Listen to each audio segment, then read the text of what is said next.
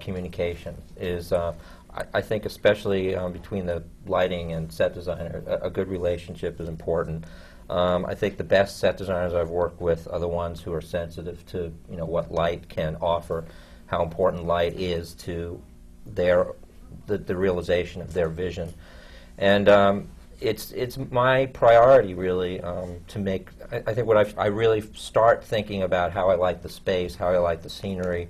That's one of the first sort of directions I take. To me, the set really answers a lot of questions I have about the production. I try to get involved as early as I can and collaborate, talk to the director, be involved in early discussions. But ultimately, the set, for me, answers a huge amount about how to approach a piece, how I approach it stylistically, how I carve out the space, how the world is revealed. It defines a great deal for me. So early and regular, not always regular, but good communication with a set designer is crucial for a lighting designer.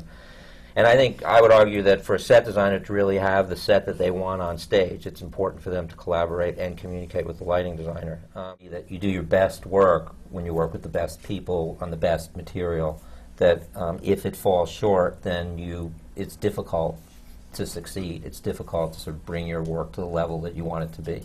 And that's extremely disappointing and discouraging when you're sort of midway through the process. You want so badly for it to be good, and you realize you can only take it so far.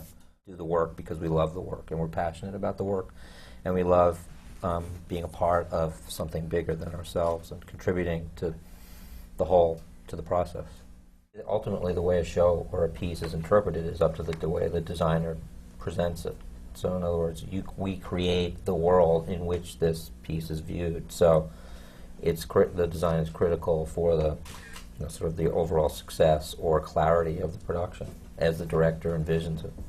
I argue that if it's compelling, compelling moving evening in the theater, I don't care what of course it counts what it looks like, but ultimately that's what has to be at the core of any good piece. And I think if people come out moved or transformed or caused to think in a different way or see the world differently, it doesn't matter. They'll think they got their money's worth. That I spent a lot of my youth questioning myself whether I actually had what it took to be a designer, even though that's what I always wanted to do.